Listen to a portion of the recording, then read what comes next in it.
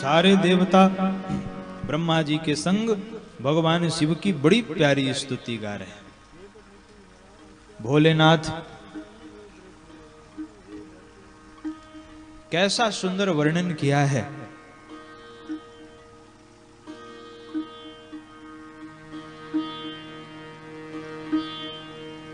प्रचंडम प्रकृष्टम प्रगल्भम परेशम अखंडम अजम भानुकोटि प्रकाशम।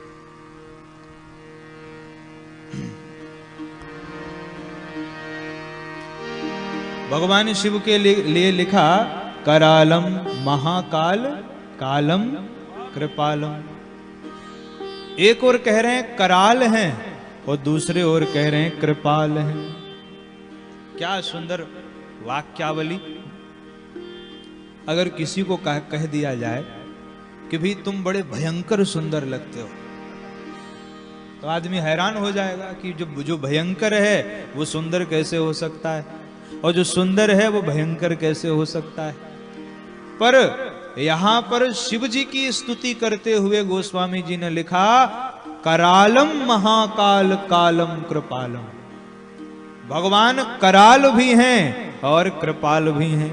भगवान भयंकर भी हैं और भगवान सुंदर भी हैं।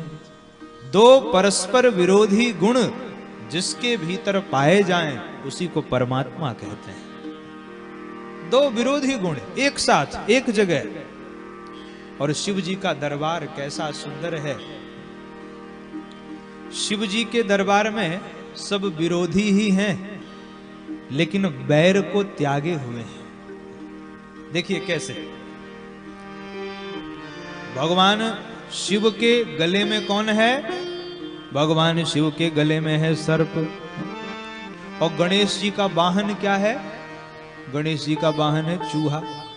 अब चूहा शिव जी के गले की ओर सांप को निहार रहा था। इतने में उनके दूसरे पुत्र हैं कार्तिकेय जिनका वाहन है मयूर। तो मयूर आया और मयूर ने चूहे से कहा उधर क्या निहार रहे हो? चूहे ने कहा ये निहार रहा हूं कि अगर ये भुजंगनाथ भोलेनाथ के गले से उतर के नीचे आए तो मैं ऊपर पहुंच जाऊंगा। मयूर ने कहा तुम चिंता क्यों करते हो? इनको नीचे आने दो, तुम्हारे ऊपर पहुंचने के पहले ही मैं इनको ऊपर भेज दूंगा। सब परस्पर विरोधी हैं। सर्प चूहे की दुश्मनी तो सर्प और मयूर की दुश्मनी। और देखिए माता जी का वाहन क्या है? माता जी का वाहन है सिंह। पार्वती मैया दुर्गा मैया इनका वाहन क्या है? सिंह। और भोलेनाथ का वाहन क्या है? बैल। शेर अगर बैल को देख ले तो छोड़ेगा। सब विरोधी बैठे हैं पर भजन का प्रताप ऐसा होता है कि अगर व्यक्ति भजन में निष्ठ है तो विरोधी व्यक्ति भी उसके सामने आकर के लज्जित हो जाते हैं, विरोध को त्याग देते हैं। अगर भजन में हम भजन करने में अगर हमारे भीतर सामर्थ्य है, हम भजन करते हैं तो हम भले ही कितने विरोधी व्यक्ति हों पर जब हमारे सामने आएंगे तो सीधे ही बन के आएंगे। ये भजन का प्रताप होता है। तो शिव जी का के भजन का प्रताप है कि शिव जी की सभा में बैठे सब विरोधी हैं पर बैर त्याग के बैठे हैं।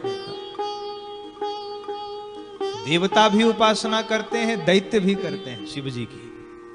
आज सब देवताओं ने आके भगवान की स्तुति करी, भगवान प्रसन्न हो गए। ब्रह्मा जी ने कहा भोलेनाथ इन सब देवताओं को देखिए क्या दशा हो गई है इनकी, जरा आप इन पर कृपा कर दीजिए। अब सारे देवता लाइन लगा करके खड़े थे और सबसे आगे खड़े थे भृगु महाराज।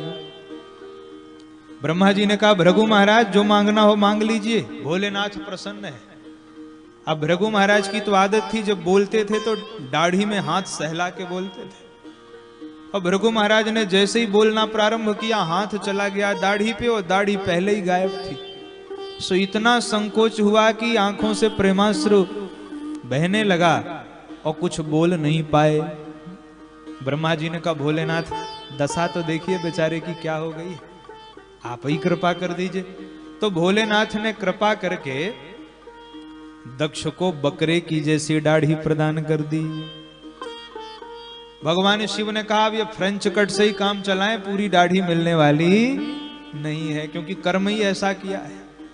अच्छा, भृगु महाराज भी सोच रहे हैं जो ही राम सोई राम, बोलने बतलाने के लिए तो हो गया कम से कम। भृगु महाराज लाइन से हटे, उनके पीछे पूखा देवता,